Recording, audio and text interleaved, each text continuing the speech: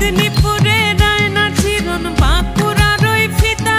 আর যতন করে বাঁধলি মাথা তাও যে বাঁকা সিথা পেছ পাড়িয়ে